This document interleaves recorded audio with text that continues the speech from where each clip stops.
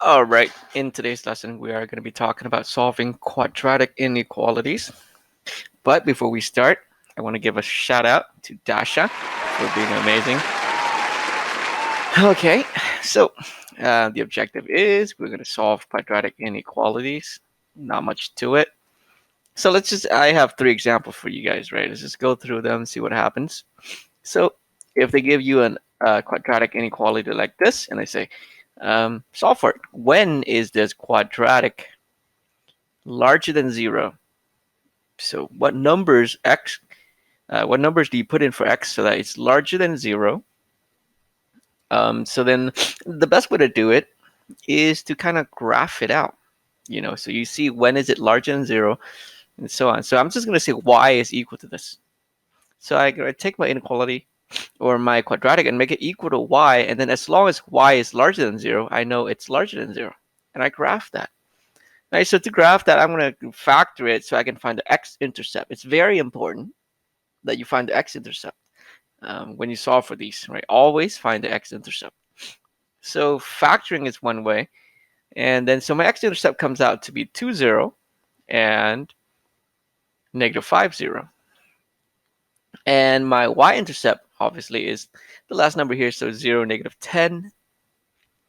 So on the graph, I'm going to put those points on there, my x-intercept and my y-intercept. The easy thing, the nice thing about solving for quadratic inequalities is you don't even need anything else. You don't need to know exactly what the graph looks like. Okay, you just have to have an idea of what it looks like, right? So I have my x-intercept here, my y-intercept here, and I know, the vertex is somewhere along this axis of symmetry, which is between my x-intercepts, but I don't need to know exactly where it is. I just need to know the shape of the graph, right? So just based on these 3 points, I know the graph's going to go up and down like this, right? So I'm going to sketch a random graph that looks something like that, right? So there's my graph. It goes like this. And you notice how I used two different colors for these two parts and this part down here. And that's because the graph, originally the problem asked, when is it larger than 0?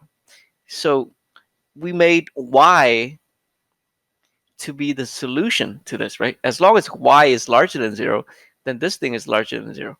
So it works when y is larger than 0. So the solution I'm looking for is this purple part here. You guys see that? The purple part is when y is larger than 0. And we want that to be larger than 0, right? So my solution is along all the points where it's purple. So I'm looking for the x from this point out and from this point out, because from these, when you put these x's in, you get the y's up here, and these y's are larger than 0. So your inequality is larger than 0. So the solution to this problem would be x has to be less than negative 5, right? Because from negative 5 out, or x has to be larger than 2.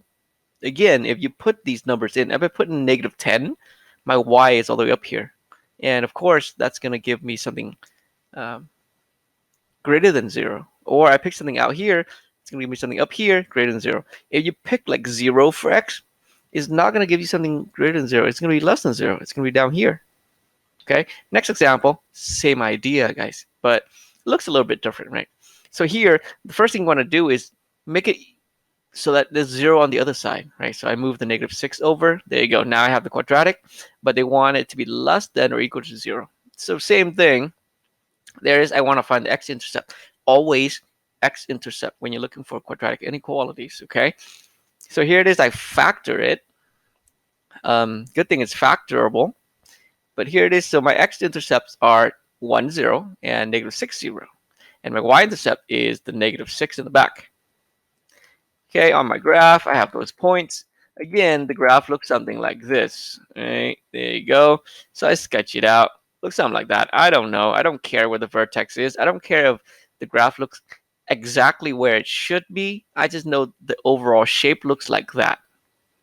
So now this inequality says it has to be less than 0. That means it has to be under the x-axis, right? The red part, because all the y values are less than 0 down here.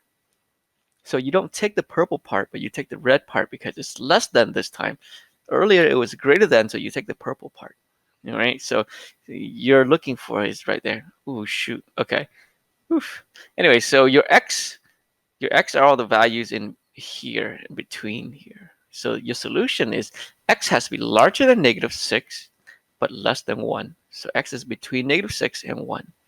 You put all these x's in, you get a y, which is lower than 0. All right, last example. Here we have this inequality. And then, so again, I want to move the 7 over to make it 0 on one side. There it is. And then, so I put y is equal to that, and I'm going to try to graph it. Again, first thing you do, always try to find the x-intercepts. And then I'm going to try to factor that, right? My x-intercept, you make it equal to 0, factor that, but you can't because -7 is a prime. So I will have to resort to the axis of the quadratic formula. And here I put in -b plus or minus b squared minus 4 times a times c over 2 times a. It looks all crazy, but it's really actually not bad.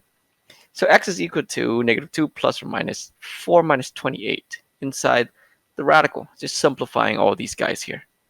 And when I have this inside the radical, look at that. You guys remember what that is? That is called the discriminant, right? It gives you -24.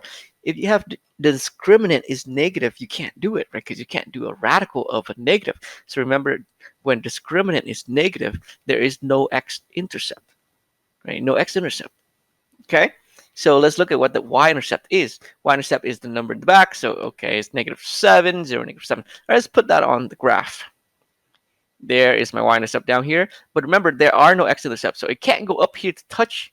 It can't touch the x-axis. So we know that it goes down, right? Also because that's negative, right? A is negative, so it goes down. So your graph could look something like that, or something like that, or something like that. Any crazy thing, but it has to go back down. It cannot touch the x-intercept because discriminant is negative.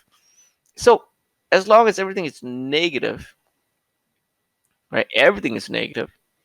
Your x can be anything, because the domain for a quadratic function is all real numbers. So all x's gives you negative. So your solution is all real numbers, or you can put -infinity to +infinity.